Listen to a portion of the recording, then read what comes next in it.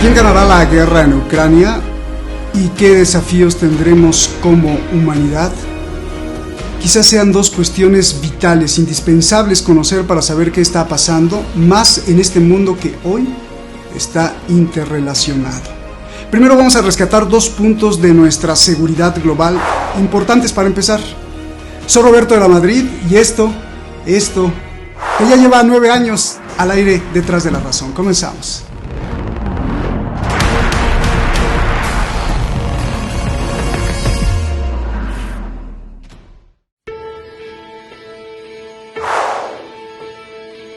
Uno.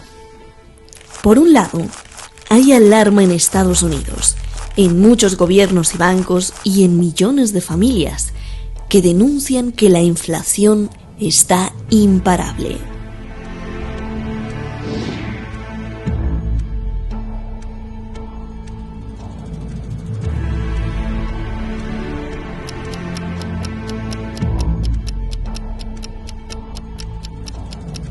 Tan es así que el Banco Mundial advierte que el mundo puede sufrir una estanflación como en la década de los años 70.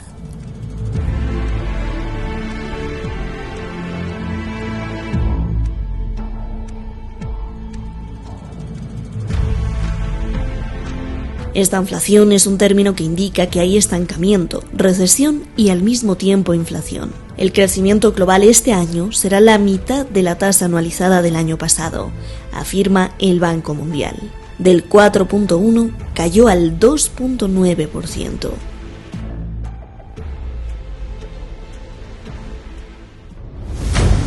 El conflicto en Ucrania agravó la enfermedad económica arrastrada al elevar el precio de productos básicos, sobre todo fertilizantes y trigo. Cito textual lo que dice el Banco Mundial en el Washington Post. Esta será la caída más pronunciada que la economía mundial ha sufrido en más de 80 años, y la situación podría empeorar aún más si la guerra en Ucrania fractura las redes comerciales y financieras mundiales o si el aumento de los precios de los alimentos provoca disturbios sociales en los países importadores, afirma el Banco Mundial. Y a eso le sumamos el temor de que Europa se congele sin el gas ruso o con el gas en precios por las nubes, que subiría aún más las tarifas eléctricas, la luz, la producción y muchas cosas más para las familias. ¿Realidad? ¿O intención de meter miedo hasta las venas?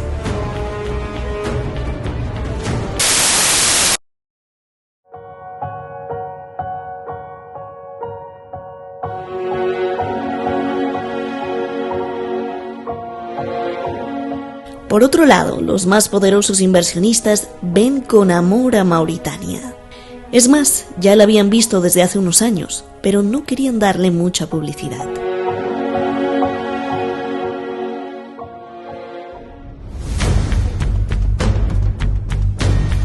El 28 de octubre de 2019, hace 2 años y medio, se anunció que la exploradora de petróleo de Estados Unidos, Kosmos Energy, había encontrado, escuche, 1 billón de metros cúbicos de gas en Mauritania y en la zona fronteriza con Senegal. El hallazgo es uno de los más grandes del mundo. Curiosamente, en 2019, la explotación y comercialización se programó después del 2022, coincidiendo con el después de la guerra en Ucrania. El hallazgo, en el que también participa la británica British Petroleum, puede proveer de gas a Europa por décadas y quitarse de encima la gran dependencia del gas ruso. Mauritania ya empezó con perforaciones e incluso el plan para construir un gigante gaseoducto con Argelia para vender el gas. ¿Qué más traman las élites del mundo?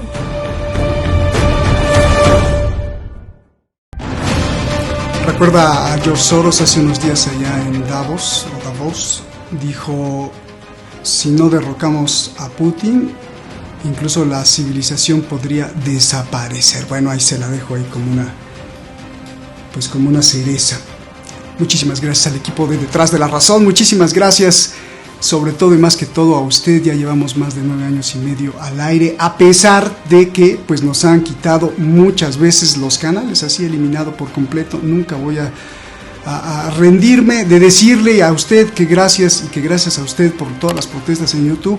¿Se acuerda cuando teníamos esos canales de millones de seguidores? Bueno, pues ya estamos en el nuevo seguidor, en el nuevo canal, y ya tenemos casi 100,000 seguidores, y eso es gracias pues a usted, la comunidad detrás de La Razón.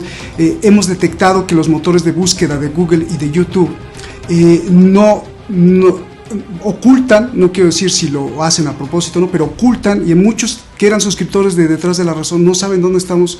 Entonces, hasta que les llega una invitación de algún otro seguidor, ya saben y dicen: tengo 2 años buscándolo, 1 año buscando, y bueno, pues yo le agradezco muchísimo. Gracias. Gracias, está con nosotros, hace mucho que no estaba, Beatriz Lluvero, una periodista, como se dice en México, de hueso colorado, que lleva en las venas el periodismo, investigadora, experta en geopolítica, experta en seguridad, y que de hecho uno de sus artículos en el diario La Razón pues lo aprovechamos y nos surtió de información para el reportaje que usted escuchó. Muchas gracias, Beatriz, por estar aquí. Gracias, Beatriz Lluvero. Y está con nosotros también un geógrafo especialista en pues prácticamente todo Oriente, el Extremo Oriente, Asia. Él es presidente del Observatorio Hispano-Ruso. Muchísimas gracias, Fernando Moragón, investigador y analista geopolítico, experto en toda la geopolítica. Muchísimas gracias a los dos. Comienzo contigo, Beatriz, qué gustazo, de verdad, me da verte. Te agradezco mucho. Y te quiero preguntar, desde tu punto de vista, ¿quién va a ganar o quién ganará la guerra en Ucrania? Es decir, ¿quién impondrá su modelo? ¿Joe Biden o Vladimir Putin? Beatriz. Desde mi punto de vista no hay ganador en la guerra con Ucrania. Lo único que hay son perdedores. Estamos perdiendo personas civiles. Beatriz, sí, perdón que te interrumpa, pero se oye se oye muy bien tu voz, pero muy entrecortada, entonces no oímos. ¿Habrá algún problema ahí con tu micrófono? A ver, no los. Ahora ahí se escucha muy bien. Perfecto. Sí. Bueno, pues lo que contaba más que nada es que, pues bueno, seguramente, esta es una guerra con la que Rusia no pensaba quizá que se iba a alargar tanto en tiempo. Ellos contaban con pues bueno, un proceso con mayor celeridad, pero hemos visto que precisamente Ucrania, que ha estado muy bien preparada, que cuenta con apoyo internacional, sobre todo bueno, apoyo de la Unión Europea, apoyo de potencias internacionales, como es por ejemplo Estados Unidos, se está imponiendo, que realmente Rusia no es esa potencia feroz que todos imaginábamos, y en vista de ello está el que les haya costado tanto controlar el espacio aéreo en Ucrania, y de hecho no lo han conseguido todavía, y por lo tanto por el momento parece que el modelo de Zelensky, el modelo de una Ucrania europea, parece estar imponiéndose frente a Putin. Bien, te agradezco mucho esta primera apreciación. Déjame ir con Fernando. Fernando, yo te pregunto lo mismo, desde tu perspectiva, ¿quién va o quién ganará? ¿Qué modelo se impondrá, el de Putin o el de Biden? Por favor, Fernando. Desde el punto de vista militar, es decir, desde el punto de vista de la guerra en Ucrania, eso está más que claro. Va a ganar Rusia sí o sí. Y esto incluso yo he podido hablar con bastantes militares españoles, digamos, en privado, y todos reconocen que no hay alternativa. Simplemente porque la diferencia de ejércitos es tan grande que hace que sea imposible que Ucrania gane, aunque le suministremos todas las armas del mundo. En ese sentido, en Rusia está jugando a una guerra de desgaste. Es decir, no tienen prisa, ahora van poco a poco, y eso además hace que consigan varios de sus objetivos. Uno de ellos desmilitarizar Ucrania, es decir, acabar con el ejército ucraniano, que es lo que están haciendo ahora básicamente en el Donbass. Otra, es que ellos tengan menos pérdidas. Actualmente la guerra es una guerra fundamentalmente de posiciones y de artillería, con pequeños avances, y la artillería rusa es infinitamente mayor que la ucraniana, pero no que la ucraniana, es incluso mayor que la norteamericana. Con lo cual, ya digo, todos los analistas y toda la gente con la que he podido hablar dicen Rusia va a ganar sí o sí, no hay otra, desde el punto de vista militar. Desde el punto de vista del modelo, pues si hacemos caso a lo que ha dicho Larry Fink, que como sabes es el jefe de BlackRock, el mayor fondo de inversiones del mundo, con unos 10 billones españoles de capital, ha dicho que la globalización se ha acabado. Y algo sabrá, porque este señor es el señor que más dinero maneja del mundo, más que muchos estados, o que la mayoría de los estados. Yo creo que la globalización efectivamente se ha acabado, que va a haber una fractura entre un mundo fundamentalmente asiático, ya veremos, con implicaciones en África, en Latinoamérica, y luego Occidente, que no olvidemos en el tema de las sanciones contra Rusia, Occidente, es decir, Estados Unidos, Canadá, Europa, Australia y Japón, básicamente se han quedado solos. Es decir, de las aproximadamente 200 naciones que en este momento tiene la ONU. Es decir, que yo creo que vamos a una fractura del mundo en dos bloques o en dos partes desde el punto de vista económico, y a un proteccionismo, lo estamos viendo en todos los sitios, sobre todo en materias estratégicas o en materias que son vitales como la comida. Es decir, hemos visto como los cereales, la India ha dicho no, voy a dejar de exportar cereales porque lo primero soy yo y mis ciudadanos. Está pasando igual con el aceite de palma en Indonesia. Es decir, ¿qué está pasando en todos los sitios? Con lo cual, el modelo globalista está muy tocado, por mucho que al señor Soros eso no le guste nada, y ya, como ya sabéis, en Davos el señor Soros dijo, como siempre, un montón de barbaridades contra Rusia y contra China, poco menos que hay que exterminarlos. Bueno, pues va a ser más bien al contrario.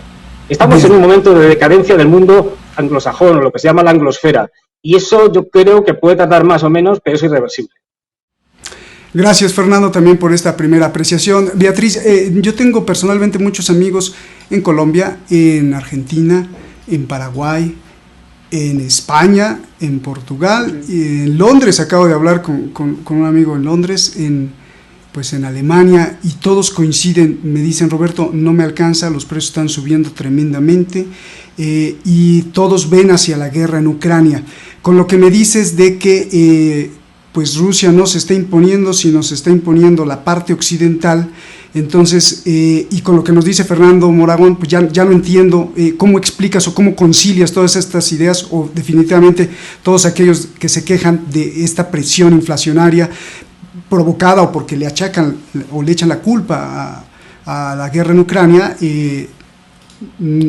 ¿Cómo entendemos la ecuación, Beatriz? Sí, bueno, sin lugar a dudas, la guerra en Ucrania tiene un factor muy importante en este momento en el mundo, bueno, en la economía. Es decir, estamos hablando de que, por ejemplo, prácticamente todas las multienergéticas, el gas, el petróleo, prácticamente todo Centro Europa depende en gran parte de Rusia. Por eso se están abriendo otras vías. Y ahora, bueno, me gustaría pasar a hablar de Mauritania, pero antes, respondiendo a Fernando, creo que hay algo en lo que Rusia no se está imponiendo, y es en la comunicación, en la propaganda, en lo que es la visión de la guerra. Efectivamente, Zelensky ha admitido este jueves que el destino de Donbass está todavía en el aire, y posiblemente sea un territorio que quede en manos de Rusia, pero como ha venido siendo tradicionalmente, Donbass siempre ha sido más ruso que ucraniano. Sin embargo, este mismo jueves se han llevado a cabo diferentes acciones, como esta petición de la expulsión de Rusia de Naciones Unidas para la Alimentación y la Agricultura, la FAO, por ejemplo. Y ahí entra, por ejemplo, todo lo que tiene que ver con cereales, con productos alimenticios que se están encareciendo enormemente. Por otro lado, también se renueva el proceso, se ha anunciado hoy, que se renueva el proceso de entrada a la Unión Europea por parte de Ucrania y de Moldavia. Y de hecho el próximo 23-24 de junio esto se discutirá en la conferencia de presidentes. Eh, hasta el momento llevamos unos 4.300 fallecidos civiles, según la Oficina del Alto Comisionado de la ONU. Obviamente habrá muchísimos más, pero hay que distinguir que ya las guerras no son ejércitos contra ejércitos, no son esas guerras, pues bueno, de antaño. Hay un factor mediático que se impone y que da visibilidad, y que también eso es muy importante de cara a cómo se va a ver Rusia, de cara al futuro, de cara a las compañías, y a que muchas de ellas puedan dar la espalda a Putin, ¿no? Y respecto a lo que hablaba antes, sobre todo el tema del incremento de los precios, que lo hemos visto sobre todo en la gasolina, en la subida del gas, del petróleo, se están abriendo nuevas vías. Por ejemplo, yo misma hace unos meses di una exclusiva en un periódico sobre la posibilidad de que España se estuviera abriendo a Mauritania, y así parece que está haciendo, después de que se hayan descubierto, como decías muy bien en la introducción, grandes pozos subterráneos de petróleo y de gas, tanto en la parte fronteriza con Senegal como en la propia Mauritania. Además, Mauritania ya ha resuelto la duda sobre la capacidad de licuar ese propio petróleo. Tienen ya la capacidad, y ya no es solo que puedan trasladarlo a través de Argelia, de un convenio con Argelia, de un gasoducto, que por cierto Argelia tiene gasoducto directo con España a través de Almería, sino que además pueden aprovechar perfectamente a través del shipping ese traslado de gas y de petróleo hacia las Islas Canarias, que tienen un gasoducto, un oleoducto conectado directamente con España mediante Huelva. ¿Y por qué hago hincapié en esto? Porque efectivamente nos vamos a ver afectados, y sobre todo de cara al otoño y al invierno, que se prevé bastante caliente en lo que es la atmósfera política e internacional. Pues bueno, que vayamos a necesitar de esos recursos, pero también que tengamos que ayudar a otros países de nuestro entorno, hablo de Europa Central, que están supeditados totalmente al gas y al petróleo ruso, como por ejemplo es Alemania, que ya está de hecho tomando medidas como la bajada importantísima en los medios de transporte, para así ahorrar dependencia, combustible, y bueno, y que no se vean tan afectados los ciudadanos por esta hiperinflación. Gracias, Beatriz. Pues ya nada más regreso contigo para la conclusión. Fernando, hay muchos puntos que hay que hilvanar o que hay que unir. A ver, uno, nos está diciendo Beatriz que, pues sí, la guerra militar es muy importante, pero hoy quizá la guerra mediática es mucho más importante, porque quien gane la guerra mediática se queda con los inversionistas, las inversiones, se queda con los dineros, se queda con la mirada sobre todo política y económica hacia uno u otro rival. ¿Cómo lo ves tú desde este punto de vista? Por el otro lado tenemos al Banco Mundial, que alerta de una estanflación, que alerta que se va a estancar el mundo, la peor en 80 años, y además una inflación terrible. ¿Cómo unimos estos dos puntos? Y tres, una de las grandes preocupaciones de Europa y del mundo es que Europa depende del gas ruso en mucha medida. Entonces viene el invierno, no solo para las casas, sino para toda la producción que tiene en Alemania, por ejemplo, ¿no? Entonces, ¿qué va a pasar si de pronto ese gas ruso es desplazado por gas de África? Bueno, primero empiezo por la última de las preguntas. A ver, el gas africano, es decir, cuando se está hablando de yacimientos, por ejemplo, del gas de Nigeria y la ruta que va a través de Mauritania y que llegaría, por ejemplo, a España, etcétera, todo esto todavía no está hecho, no está terminado. Quiero decir, los nuevos yacimientos, su exploración, explotación, etcétera, requieren de unas grandes inversiones y se hacen y lleva muchos años, lleva bastantes años. Con lo cual, no vamos a tener petróleo de Nigeria más del que produce ahora el año que viene. Olvidémonos. Espera para no avanzar, Fernando, dijo algo Beatriz. ¿Qué decías, Beatriz? Sí, no, que en el caso de Mauritania, como ya han anunciado los ministros de energía, la tecnología ya está puesta, hay ya muchas empresas, entre ellas estadounidenses, interesadas, y de hecho para el año que viene podría ya estar en marcha lo que es la exportación de ese gas y de ese petróleo. Gracias, Beatriz. Eso puede ser un revés para Rusia, Fernando, en el sentido de que, bueno, ya no dependemos tanto de Rusia, dicen los europeos, y entonces, a ver, explícanos, Fernando. No, a ver, por un lado, el tema del petróleo, lo ha dicho bien claro Víctor Orbán, y lo han dicho también más o menos los checos y los eslovacos. Es decir, el tema de Hungría, dependemos absolutamente del petróleo ruso ahora, a medio plazo, posiblemente no. Pero ahora es completo y ahí que la Unión Europea no le haya quedado más remedio que al aprobar el sexto paquete de sanciones en la que se incluía el petróleo, hayan hecho varias excepciones. Hasta tal punto que hacen tantas excepciones que es de dudosa viabilidad las sanciones que ponen. Y una de ellas ha sido, por ejemplo, que Hungría pueda importar todo el petróleo que quiera sin ningún tipo de restricciones a través de los oleoductos y que pasan no lo olvidemos, a través de Ucrania. Y esta es una cosa muy graciosa. Si Ucrania hubiera querido fastidiar mucho a los rusos, hubiera cortado los gasoductos y los oleoductos que pasan a través de Ucrania. ¿Por qué no lo ha hecho? Porque la Unión Europea se lo ha impedido. ¿Y por qué se lo impide? Porque si se quedan sin gas, ahora, por ejemplo, este invierno en Europa, vamos a la Edad Media, directamente. Alemania tiene un 40% de dependencia del gas ruso. Es decir, es inviable a corto plazo deshacernos del gas ruso y del petróleo, queramos o no. No olvidemos que estamos en un momento que viene de antes, que viene del año pasado, donde hay un problema de inflación, es decir, hay un problema de precios, porque hay un problema de oferta. Y de oferta en un montón de materias primas, entre ellas el petróleo y el gas.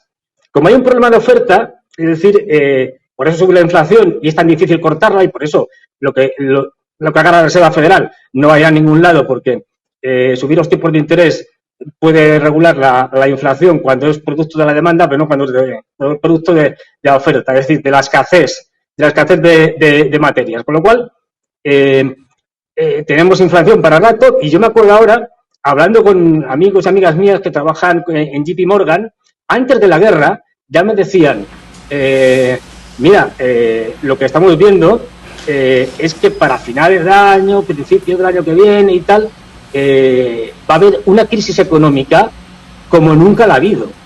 Es decir, nos vamos a reír como si fuera un juego de niños de la crisis de 2008. Y justo unos meses después, el presidente de JP Morgan, Jamie Dimon, ha dicho lo de la famosa, vamos hacia un huracán, hacia una tormenta como nunca se ha visto desde el punto de vista económico. Es decir, todo el mundo con el que hablo está señalando que la crisis económica va a ser brutal porque tenemos un problema de oferta. Igual pasa con los microchips, igual pasa con un montón de cosas. Y eso lleva tiempo solucionarlo.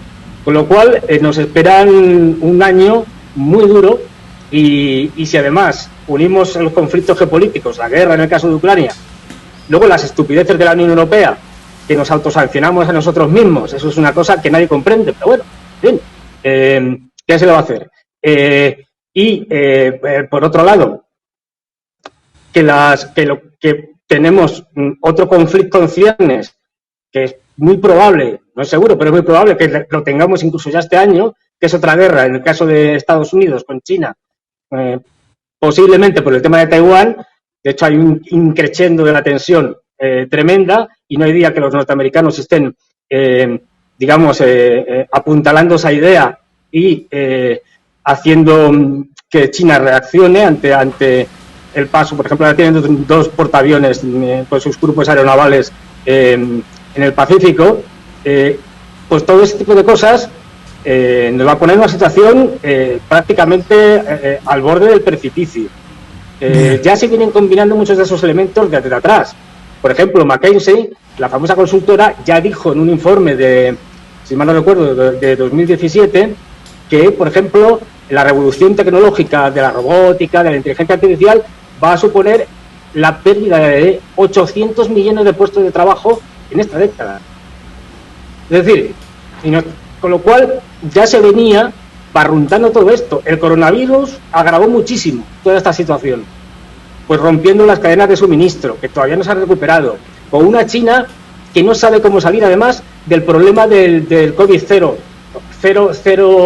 personas con COVID, y de ahí que tengan que cerrar provincias tan importantes como Shanghái. Es decir, se están juntando todos los factores para que tengamos una crisis económica, geopolítica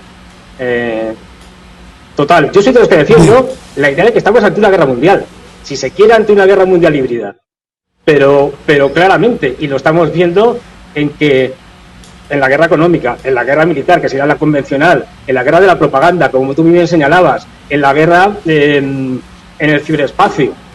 Lo estamos viendo en todos los lados. Es decir, hay dos bloques enfrentados y dos modelos contrapuestos, uno soberanista y otro globalista, han chocado y esto ya no tiene vuelta atrás. Ya veremos quién gana, pero no tiene vuelta atrás. Bien, déjame ir con Beatriz. Beatriz, antes de preguntarte por la conclusión, veía que no estabas de acuerdo. Si nos puedes decir en qué y por qué. No estoy de acuerdo con algunos puntos. Por ejemplo, en el tema de Taiwán. Hay que decir que Taiwán en estos momentos para China y Estados Unidos es lo que supuso Norcorea para Estados Unidos y China, que al final mucha burbuja, pero al final nadie apretó el botón. Es decir, es otra vez otro instrumento propagandístico. Yo creo que, por otro lado, la pandemia, el COVID y las sucesivas cepas que están surgiendo todos los días ya se han de una forma normalizado.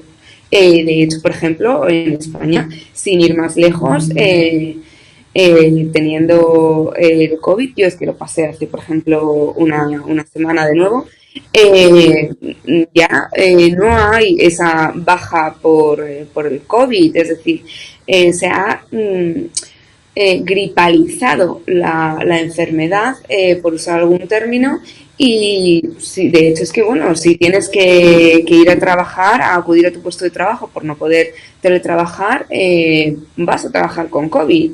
Es decir, como vas a trabajar con una gripe.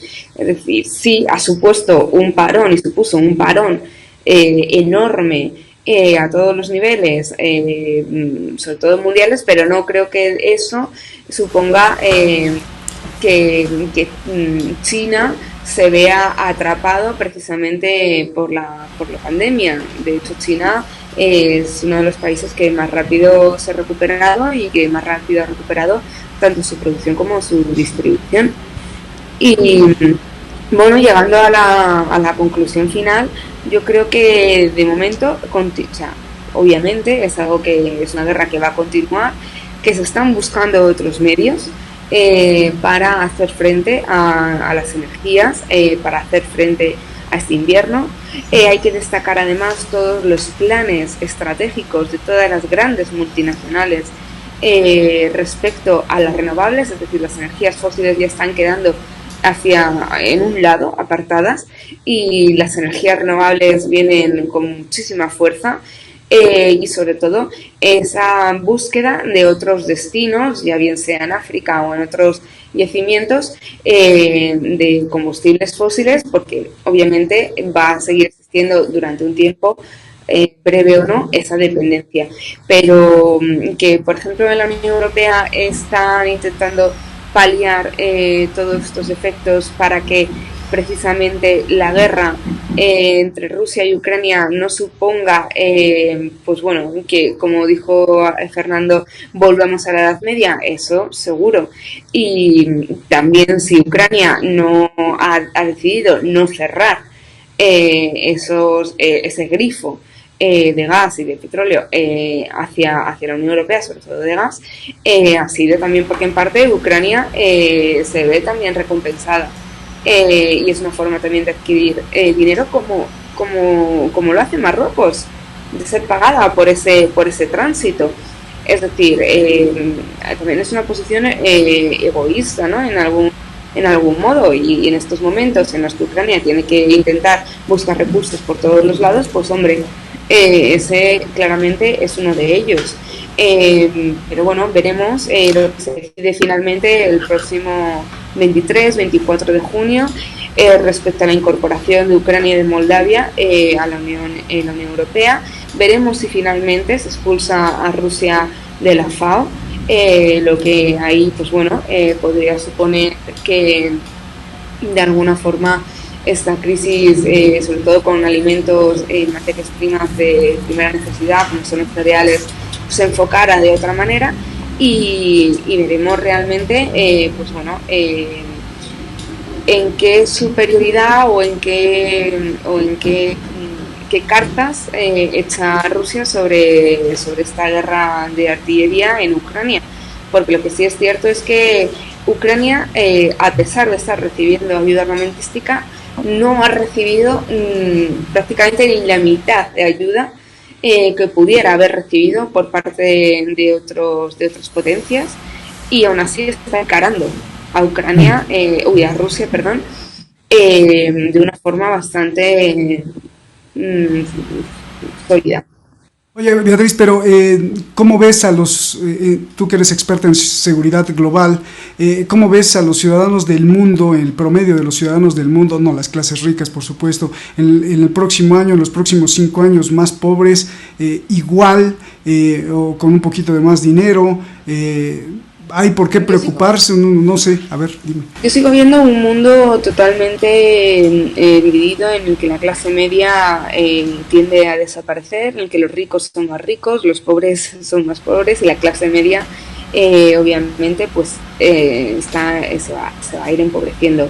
También a nivel de seguridad, sobre todo de ciberseguridad, ahí sí que hay que decir que Rusia tiene una superioridad muy, muy grande todos los días, tanto en hospitales como en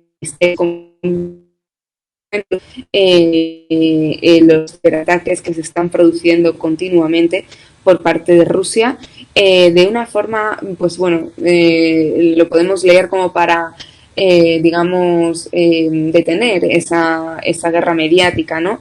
Y la única forma que tienen es a través de, pues bueno, de ataques de ciberseguridad y cibernéticos.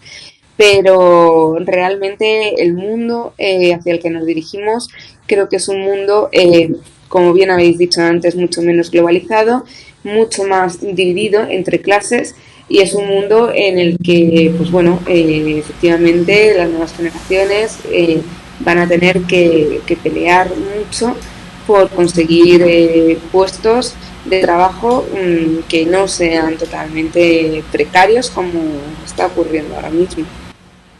Beatriz, pues te agradecemos mucho. Gracias. Fernando, tu conclusión, por favor, para irnos. Gracias. Bueno, yo creo que nos esperan tiempos muy difíciles, es decir, muy complicados. No olvidemos que la situación geopolítica es la peor desde la Segunda Guerra Mundial, pero incluso la Guerra Fría, aunque había dos bloques, eran dos bloques que al final tenían canales de comunicación para en caso de crisis potentes, como incluso pasó en la crisis de los misiles de Cuba, y lo que ahora es sobre todo por parte de la anglosfera, de los británicos, polacos y dentro de Europa, digo, y bálticos y demás, están arrastrando a Europa a un desastre sin precedentes. No olvidemos que Ucrania probablemente, es difícil todavía de predecirlo, pero va a desaparecer como país. O sea, no contemos con Ucrania. De hecho, los polacos ya están maniobrando para quedarse con la parte occidental, y además lo dicen de una forma bastante descarada ya. Incluso en discursos del presidente de Polonia duda. Con lo cual se quedarían con lo que es Volynia y Galicia y algunas zonas más. Con lo cual, lo que vamos a tener ahí es un enfrentamiento económico brutal entre Europa. Ya digo, Europa es especialista en suicidarse y autoimponerse sanciones, porque no olvidemos, esto no es una guerra entre Rusia y Ucrania, no. Ucrania es el peón con el que se juega. Es una guerra entre Estados Unidos y Rusia. Si no, no nos damos cuenta de lo que está realmente pasando. Lo que pasa es que Ucrania pone los muertos y nosotros vamos a poner, el resto de Europa, vamos a poner la crisis económica dentro de Europa. Date cuenta que los chinos, aunque discretos, ya están apoyando financieramente mucho a Rusia y haciendo bastantes inversiones. Con lo cual, no tenemos más que ver el tema de la deuda. Es decir, la deuda de Rusia alcanza un 30%, como mucho, mientras que la deuda de los países occidentales, aquí en España tenemos un 120% del PIB. Es decir, somos países sostenidos artificialmente por el Banco Central Europeo. Es decir, la explosión que va a haber con el tema de los precios, ya lo estamos viendo, es que, y lo ves en la calle, es decir, va a ser tremenda, tanto en los combustibles como en la comida y con productos estratégicos. No olvidemos que Rusia tiene algunos de los productos más importantes, no solo es gas y petróleo. El principal suministrador de uranio enriquecido a nivel mundial es Rusia. Luego, no, las centrales nucleares van muy mal si no es Rusia la que les enriquece el uranio. Se lo enriquece hasta los norteamericanos, para que os hagáis una idea. Pero no solo es eso, es que en cuanto a recursos, la maniobra que ha hecho Rusia, que ha dejado desconcertados a todos, cuando ha dicho y ha fijado un patrón rublo-oro, es decir, 5.000 rublos a partir de ahora va a ser un gramo de oro. Esto ha supuesto un balón de oxígeno tremendo. No olvidemos que al principio de la guerra el rublo subió cayó hasta unos 140 y tantos, si mal no recuerdo, rublos por dólar, y ahora mismo anda por los 60, 61. Es decir, que ahora mismo el rublo está mejor que el dólar, que como estaba antes de la guerra, incluso es la moneda que más se ha revalorizado durante este año. Es decir, que Rusia tiene muchas más capacidades que Europa a la hora de un enfrentamiento económico, de aguante. Ya digo, van a hacer una guerra de desgaste también en el plano económico, y la van a ganar. Eso no lo dudéis, porque ya mismo las fisuras y las grietas que hay dentro de la Unión Europea son brutales. Fijaros cómo ha ido cambiando el discurso. Es decir, con eso termino. De Ucrania va ganando la guerra a lo que dijo Kissinger en Davos. Bueno, yo creo que lo mejor es que negocien y que si hace falta cedan territorio a los rusos. En la prensa anglosajona ya lo estamos viendo. El cambio de postura. Ya hay que llegar a la paz, hay que ceder parte de los territorios que han conquistado los rusos a Rusia. ¿Por qué? Porque están viendo que lo que se les viene encima es un desastre. Y de ahí que estén cambiando de postura. Al final, como siempre, ¿quién serán los perdedores? Los perdedores seguros van a ser Ucrania en concreto y Europa. Y seguramente los otros ganadores van a ser Estados Unidos y Rusia. Y los ciudadanos del mundo, ¿no? Que se les suben los precios de todas las cosas, el trigo y los viajes y cualquier cosa que quieran hacer. Bueno, en Estados Unidos creo que muchos han reducido sus diversiones, en el Reino Unido han reducido la ingesta calórica. Ya nos vamos, Beatriz, levantaste la mano antes de irnos. No, simplemente estaba reflexionando y pensando sobre lo que estaba diciendo Fernando. Yo creo que en referencia a lo que él se refiere respecto a los territorios rusos en Ucrania, si no me equivoco, se refiere a Donbass y a la zona más próxima a Rusia. Como bien sabemos, es una estrategia que viene desde hace mucho tiempo. De hecho, es una estrategia que podemos remontarnos a la antigua Yugoslavia. Es decir, Putin ha hecho en Ucrania lo mismo que Tito hizo, por ejemplo, en Albania, es decir, se trasvase de la población. De hecho, durante años Putin ha estado enviando población rusa a Ucrania para tener una, digamos, una excusa fehaciente para poder intervenir en como Israel y los palestinos, de necesidad, como Israel y los palestinos, que manda israelíes a territorios palestinos. Bueno, en el caso de Israel y Palestina yo creo que sería un poco más complicado, porque ahí estamos hablando de colonias. Aquí directamente es trasvase de población. Trasvase de población, pero eso lo ha venido haciendo Putin desde hace décadas, pero es que es la misma maniobra que Tito hizo en la antigua Yugoslavia, y por lo tanto efectivamente hay territorios dentro de Ucrania que son más rusos que ucranianos, y uno de ellos es Donbass, y de hecho ellos se sienten más rusos que ucranianos, pero eso es producto de una maniobra y de una estrategia de décadas y de propaganda que se ha ido gestando. No es algo que haya sido de la noche a la mañana, y que obviamente es normal que esos territorios seguramente cuando finaliza este conflicto pues haya una serie de negociaciones y sean adscritos a Rusia, pero es que es la misma dinámica que Rusia viene haciendo en otros países. Lo hemos visto en Crimea, lo hemos visto en otros países también. No es nada extraño. Esto no significa que Ucrania vaya a desaparecer, desde mi punto de vista. Pues les agradezco a los dos, muchísimas gracias, de verdad. Beatriz, gracias por estar aquí, es un placer verte de nuevo. Fernando, un abrazo grande, gracias a los dos, gracias por exponer las ideas, que de eso se trata, para que nosotros tengamos más elementos para discernir y ver, y sobre todo reflexionar sobre esta realidad crítica. Nos vemos hasta la próxima, buenas noches.